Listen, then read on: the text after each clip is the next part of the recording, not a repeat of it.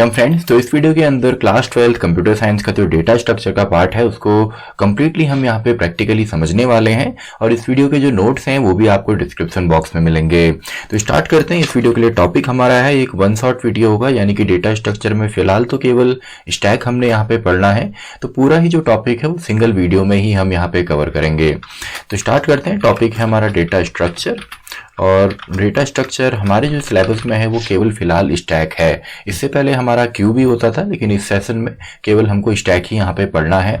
अब देखिए, सबसे पहले तो आपका यह आता है कि आपका डेटा स्ट्रक्चर और डेटा टाइप में डिफरेंस क्या है, यानी कि डेटा स्ट्रक्चर vs आपका डेटा टाइप क्या होता है। देखिए, डेटा टाइप बोला जाता है टाइप ऑफ डेटा को, जिस डेटा पे हम ऑपरेशन परफॉर्म करते हैं। जैसे आपका इंटीजर है, फ्लोट है, लिस्ट है, टपल है, तो ये डेटा टाइप के एग्जाम्पल हो गए। और डेटा स्ट्रक्चर होता है एक स्पेसिफिक तरीका किसी भी डेटा को मैनेज करने का। फॉर एग्जांपल कुछ इनबिल्ट डेटा स्ट्रक्चर ऑलरेडी आप लोगों ने पढ़े हैं, जैसे आपका स्ट्रिंग हो, लिस्ट हो या टपल हो, तो इनका जो डेटा स्ट्रक्चर है काफी क्लियर है। इसमें एक सीक्वेंस में आपका डेटा जो है वो स्टोर होता है एंड इंडेक्सिंग के बेसिस पे हम डेटा को यहाँ पे मैनिपुलेट करते हैं। जैसे लिस्ट में आपके चेंजेस भी हम कर सकते हैं, टपल में चेंजेस नहीं होते, स्ट्रिंग में चेंजेस नहीं होते हैं, तो इनको हम इनबिल्ट डेटा स्ट्रक्चर भी कह सकते हैं। अब यहाँ पे जो हमने डेटा स्ट्रक्चर पढ़ना है वो है आपका स्टैक, और स्टैक जो है ये आपका काम करता है लीफो के प्रिंसिपल पे। लीफो काफी बार इसका फुल फॉर्म भी पूछा जाता है एग्जाम में, शॉर्ट आंसर टाइप या एमसीक्यू में इसको एक्सपेंड करने को कह सकते हैं। तो लीफो का फुल फॉर्म है लास्ट इन फर्स्ट आउट। चलिए इसको भी मैं यहाँ पे लिख देता हूँ। वैसे ये सभी चीजें आपको नोट्स में मिलने वाली हैं। लास्ट इन फर्स्ट आउट यानी कि इस डेटा स्ट्रक्चर के अंदर, और यहाँ पे हम यूज करने वाले हैं लिस्ट को, तो आपका कोई भी डेटा स्ट्रक्चर हो या सिंपली आपका स्टैक हो, तो स्टैक में जो भी आपका डेटा लास्ट में एंटर करता है वही आपका सबसे पहले एग्जिट होता है। एग्जाम्पल के तौर पे, for example stack of chairs होते हैं कंप्यूटर लैब में, आप स्टैक बनाते हैं नोटबुक का, तो जो नोटबुक टॉप पे रखी जाती है सबसे पहले उसी को निकाला भी जाता है। इसके अलावा स्टैक ऑफ कॉइन हो सकता है। इसके अलावा अगर टेक्निकल हम देखें तो फंक्शन कॉलिंग जब हम करते हैं तो फंक्शन कॉलिंग में भी आपका जो है डेटा स्ट्रक्चर जो है वो स्टैक को ही यूज किया जाता है। इसके अलावा आपने प्रिंटिंग देखी होगी, तो प्रिंटर के अंदर जब हम पेपर को पुट ऑन करते हैं तो जो लास्ट में वहां पे पेपर होता है उसी में सबसे पहले हमारा प्रिंट आउट जो है वो निकल करके आता है। तो आई होप आपको बेसिक्स यहाँ पे समझ में आए होंगे, इसके एग्जांपल्स आपको समझ में आए होंगे। इसके अलावा कुछ और टॉपिक्स भी यहाँ पे हैं। जैसे स्टैक में आपके दो ही ऑपरेशंस होते हैं मेनली, एक आपका इंसर्शन ऑपरेशन हो सकता है, एक डिलीशन ऑपरेशन हो सकता है। तो इंसर्शन ऑपरेशन जब हम करते हैं तो उसको हम पुश ऑपरेशन कहते हैं, और डिलीट जब हम करते हैं तो उसको हम पॉप कहते हैं। यानी कि दो ही ऑपरेशन होंगे, पुश एंड पॉप। तो ये दो ऑपरेशंस हम यहाँ पे देखेंगे, इनके फंक्शंस हम क्रिएट करेंगे। और इसके अलावा एक होता है पीक करना। पीक इन द सेंस, अगर आपको केवल वहां पे टॉप जो है, टॉप एलिमेंट जो है सबसे ऊपर जो स्टैक का है उसको देखना है और उसको डिलीट भी नहीं करना, यानी कि पॉप आउट नहीं करना, तो इसको हम पीक कहते हैं। इसके अलावा आपका स्टैक के अंदर आपने पुश ऑपरेशन परफॉर्म करना हो या पॉप ऑपरेशन परफॉर्म करना हो, क्योंकि ये last in first out rule को फॉलो करता है, तो केवल हम टॉप से ही कर सकते हैं। कई बार एग्जाम में ये ऐसा पूछा जाता है कि जो आपका स्टैक है इसमें आपका जो इंसर्शन ऑपरेशन है या डिलीशन ऑपरेशन है ये हम कौन से एंड से परफॉर्म करते हैं, तो केवल टॉप ही यहाँ पे एक एंड होता है। इसके अलावा कुछ और बेसिक्स भी हैं, जैसे आपका स्टैक अंडरफ्लो हो गया या आपका स्टैक ओवरफ्लो है। स्टैक अंडरफ्लो यानी कि अगर आपके पास कोई एम्प्टी लिस्ट है या एम्प्टी स्टैक है एंड उसमें से भी अगर आप डेटा डिलीट करेंगे तो उसको हम एम्प्टी स्टैक बोल देते हैं, वॉइड स्टैक बोल देते हैं, या मेन जो उसको बोला जाता है वो अंडरफ्लो बोला जाता है। यानी कि स्टैक अंडरफ्लो यानी कि स्टैक जो है एम्प्टी है। इसी के साथ यहाँ पे स्टैक ओवरफ्लो भी हो सकता है। स्टैक ओवरफ्लो मतलब यहाँ पे क्या होगा, अगर हमको एक फिक्स नंबर दे दिया जाए, मान लीजिए 1000 जो स्टूडेंट्स हैं या एम्प्लॉइज हैं उन्हीं का रिकॉर्ड हमको एक स्टैक में फिल करना है, लेकिन अगर हम 1000 से ज्यादा करेंगे तो वो पॉसिबल नहीं है। तो उसके लिए हम इसको बोल देते हैं कि स्टैक जो है वो ओवरफ्लो हो चुका है। तो आई होप आपको बेसिक्स समझ में आ गए होंगे। इसके जो नोट्स हैं वो आपको डिस्क्रिप्शन बॉक्स में मिल जाएंगे। तो डायरेक्टली हम यहाँ पे प्रोग्राम क्रिएट करते हैं और यहाँ पे सबसे पहले हम एक स्टैक क्रिएट करेंगे। तो मैं स्टैक यहाँ पे लिखता हूँ जो कि एक एम्प्टी लिस्ट यहाँ पे होगी, यानी कि इनिशियली स्टैक के अंदर फिलहाल कुछ भी नहीं है। तो देन हम यहाँ पे सबसे पहले एक पुश ऑपरेशन परफॉर्म करेंगे, यानी कि स्टैक में हमने डेटा को एंटर करना है। तो यहाँ पे कोई भी वेरिएबल आप ले सकते हैं, जो यूजर आपको वैल्यू देगा उसी को आपने इस फंक्शन में यहाँ पे दे देना है। देन इफ अगर लेंथ ऑफ स्टैक जो है, यानी कि इस लिस्ट की जो लेंथ है वो अगर इक्वल टू हो जाती है, मान लीजिए चलिए 1000 इसको हम दे देते हैं ओवरफ्लो के लिए, तो अगर इसकी जो लेंथ है वो 1000 हो जाती है, 1000 इन द सेंस क्योंकि 0 to 999 तक ये चलेगा, तो टोटल 1000 रिकॉर्ड ही उसमें आ सकते हैं। तो अगर लेंथ ऑफ स्टैक जो है वो 1000 हो जाती है तो हम सिंपली यहाँ पे एक मैसेज फ्लैश कर देंगे कि जो स्टैक है, स्टैक ओवरफ्लो, स्टैक जो है वो ओवरफ्लो हो चुका है, और यहां से सिंपली हम रिटर्न कर देंगे। देखिए आप लोगों को पता है कि फंक्शन के अंदर जो रिटर्न कीवर्ड है वो आपका फंक्शन से वैल्यू भी रिटर्न करता है, और केवल अगर आप रिटर्न लिखेंगे तो कुछ भी रिटर्न नहीं करेगा, या बाय डिफॉल्ट एक फंक्शन नन रिटर्न करेगा, और सिंपली जिस फंक्शन ने या जिस जगह से प्रोग्राम से इसको कॉल किया गया है वहां पे कंट्रोल दे देता है। तो अगर लेंथ ऑफ स्टैक हमारी 1000 होती है तो स्टैक ओवरफ्लो हमने लिखना है एंड सिंपली यहां से रिटर्न हो जाना है। और अगर ऐसा नहीं होता है, ओवरफ्लो नहीं है, तब हमें क्या करना है, स्टैक के अंदर डेटा को एंटर करना है। तो इसके लिए आपका एक फंक्शन है अपेंड। अपेंड फंक्शन क्या करता है, या अपेंड मोड भी हमने देखा फाइल हैंडलिंग में, या आपके डेटा को लिस्ट के लास्ट में आपका इंसर्ट कर देता है या अपेंड कर देता है। तो डेटा यूजर से हमने ले लिया, एंड साथ में आप चाहें तो मैसेज भी फ्लैश कर सकते हैं कि जो एलिमेंट है, एलिमेंट इंसर्टेड जो है वो आपका डेटा नाम के वेरिएबल में है। तो सिंपल सा है, एंड इसके बाद आपने यहाँ से रिटर्न कर देना है। तो आई होप आपको पुश ऑपरेशन यहाँ पे आ गया होगा। तो चलिए इसको हम चेक करके देख लेते हैं। अब डेटा आप कुछ भी दे सकते हैं, क्योंकि डेटा आप चाहें तो यहाँ इंटीजर ही दे सकते हैं, या आप लिस्ट दे दीजिए, आप स्ट्रिंग दे दीजिए, किसी भी टाइप का डेटा आपका हो सकता है। तो पुश ऑपरेशन को हमने रन किया तो एलिमेंट इंसर्टेड 10 हमको यहाँ पे मिला है। तो इसके अलावा नेक्स्ट अब हम देखते हैं जो हमारा नेक्स्ट ऑपरेशन है, जो कि है पॉप ऑपरेशन। अब पॉप में हमने कोई भी पैरामीटर नहीं देना, क्योंकि केवल हम डिलीट ही यहाँ से कर रहे हैं। तो पॉप करने के लिए सबसे पहले हम क्या करेंगे, हम एम्प्टी स्टैक से तो कोई भी चीज नहीं निकाल सकते, तो यहाँ पे हम लिख देंगे इफ अगर जो स्टैक है अगर वो हमारा इक्वल होता है आपका एम्प्टी लिस्ट के। तो सिंपल सा हमने एक मैसेज फ्लैश करना है कि स्टैक जो है वो अंडरफ्लो है। देखिए एग्जाम के अंदर आपके किसी भी तरीके से क्वेश्चन आ सकता है, बस कॉन्सेप्ट सेम रहेगा, जो फंक्शंस हैं वो हमारे सेम रहते हैं।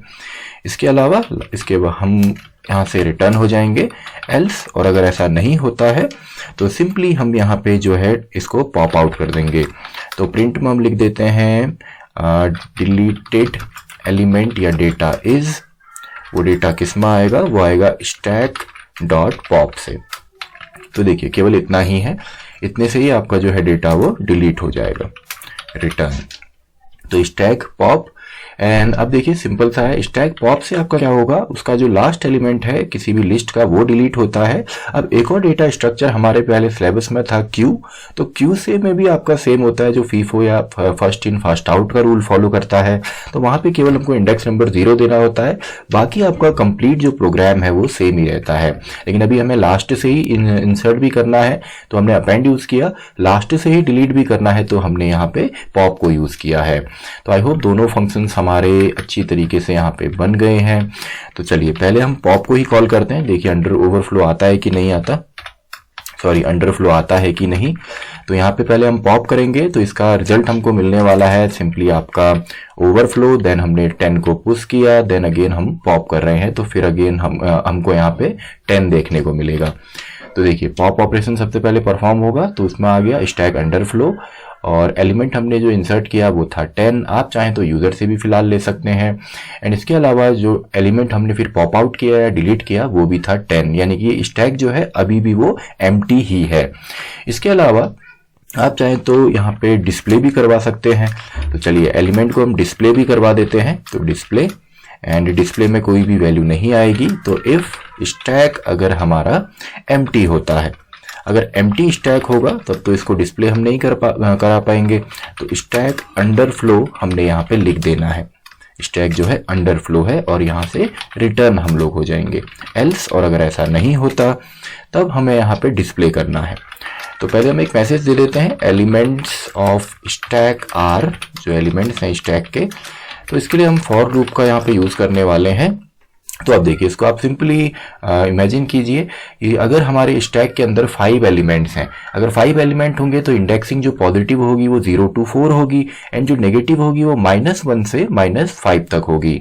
यानी कि आपका कितना भी बड़ा स्टैक हो, या सिंपली आपका लिस्ट हो, तो उसका जो फाइनल होगा यानी कि -1 इंडेक्स नंबर पे या लास्ट इंडेक्स नंबर पे आपका जो भी एलिमेंट होगा वो ही टॉप होगा। तो हमें टॉप से लेकर बॉटम तक आना है, तो इसको हम -1 से स्टार्ट करेंगे यानी कि जो एंड हमारा यहाँ पे डेटा है, और इसको हम ले जाएंगे आपका माइनस लेंथ ऑफ स्टैक तक। लेंथ ऑफ स्टैक से क्या होगा, देखिए लेंथ ऑफ स्टैक हो आपका अगर 5 एलिमेंट है तो यहाँ पे -5 हो जाएगा, लेकिन -5 चलाने के लिए हमें और पीछे जाना पड़ेगा यानी कि -4 करना पड़ेगा। तो उसके लिए मैं यहाँ पे लगा रहा हूँ -1, यानी कि अब ये आपका परफेक्टली चलने वाला है। एंड नेगेटिव जो भी हम यूज करते हैं, नेगेटिवली जब हम चलते हैं तो -1 भी हमने यहाँ पे देना पड़ता है। तो इसके बाद सिंपली आपने यहाँ पे लिख देना है, जो स्टैक है उसको सिंपली हम यहाँ पे प्रिंट कर देंगे। तो स्टैक का जो x है यानी कि पहले -1 फिर -2 वो सभी एलिमेंट हमको मिल जाएंगे एंड फाइनली आपने यहाँ से हो जाना है रिटर्न। तो बन गया जी ये भी। तो अब सिंपली यहाँ पे तीनों ही फंक्शन हमारे बन गए हैं। तो अब एक काम करते हैं, सिंपली तीनों के लिए एक लूप हम यहाँ पे बना देते हैं जिससे कि यूजर को बार बार प्रॉब्लम ना हो। तो वाइल ट्रू एक इन्फिनिटी लूप हमने लगा दिया, सिंपल सा हमने यहाँ पे करना है। और यहाँ पे मैं लिख देता हूँ इंटर योर चॉइस, अपनी चॉइस यूजर से हम पूछ रहे हैं। तो इफ चलिए इससे पहले मैसेज हम बता देते हैं कि अगर यूजर 1 प्रेस करता है तो 1 होगा आपका पुश के लिए, एंड कॉमा 2 यहाँ पे होने वाला है, चलिए इसको एक ही में लिख देते हैं, डैश 2 यहाँ पे होने वाला है पॉप के लिए, एंड डैश 3 आपको प्रेस करना है यहाँ पे एलिमेंट को डिस्प्ले करने के लिए। तो तीनों हमारा हो गया। इसके बाद सिंपली हम यहाँ पे एक वेरिएबल ले लेते हैं जिसमें कि चलिए इंटीजर फॉर्म में इसको हम लेंगे। तो इंटर यूर चॉइस, यूजर से हमने चॉइस यहाँ पे पूछी, एंड देन चॉइस पूछने के बाद इफ अगर चॉइस जो है वो 1 होती है तो हम यहाँ पे यूजर के लिए एक डेटा भी हमको यहाँ पे चाहिए। तो d equals to input, enter the data, and data मिलने के बाद हम उसको यहाँ पे पुश कर देंगे आपका इस फंक्शन के अंदर, यानी कि हमने उसको भेज देना है। और अगर यूजर जो है वो कहता है नहीं हमारी चॉइस 1 नहीं है, चॉइस जो है वो 2 है, तो इसमें सिंपली हमको पॉप यहाँ पे करना है। और एलिफ अगर यूजर की जो चॉइस है वो यहाँ पे आपकी 3 है तो हम डेटा को डिस्प्ले कर देंगे डिस्प्ले फंक्शन की मदद से। एल्स हम सिंपली यहाँ पे लिख देंगे इनवैलिड चॉइस, इनवैलिड चॉइस हम यहाँ पे लिख देते हैं, एंड सिंपली हम यहाँ पे इस लूप को ब्रेक भी कर देंगे क्योंकि इन्फिनिटी लूप है तो ब्रेक करके ये चल जाएगा। तो इसको सिंपली हम रन करके देखते हैं। तो इंटर योर चॉइस, सबसे पहले चलिए अगर हम यहाँ पे देखना चाहें 2 तो 2 में अंडरफ्लो है, 3 डिस्प्ले करना चाहें तो अभी भी अंडरफ्लो है। अब हम इसमें इंसर्ट करते हैं। तो फर्स्ट में मैंने डाल दिया 12, अगेन 1 फर्स्ट चॉइस मैंने कह दिया 13, अगेन चॉइस में डाल दिया 1 तो अगेन 14। तो अब डिस्प्ले करके देखते हैं। तो देखिए 3 एलिमेंट थे आपका 13, 14, 12, 13, 14। तो देखिए 14 सबसे लास्ट में एंटर किया है तो टॉप पे आया है, उससे पहले 13 किया था, उससे पहले 12 किया था, तो डिस्प्ले सही से हो रहा है। अब चलिए पॉप आउट करते हैं। तो पॉप आउट कौन होगा, सबसे लास्ट में इंसर्ट हमने 14 को किया है तो पॉप आउट भी 14 ही होने वाला है। तो देखिए deleted element is 14, inter your choice. तो अब हम डिस्प्ले करके देखते हैं। तो डिस्प्ले करके केवल 13 एंड 12 ही हमको मिला है। तो आई होप आपको डेटा स्ट्रक्चर यहाँ पे समझ में आ गया होगा। जो कंप्लीट प्रोग्राम है या इसके जो नोट्स हैं वो आपको डिस्क्रिप्शन बॉक्स में मिलेंगे। तो इसी के साथ ये हमारी वीडियो भी खत्म होती है। तो मैं मिलता हूँ आपसे नेक्स्ट वीडियो में।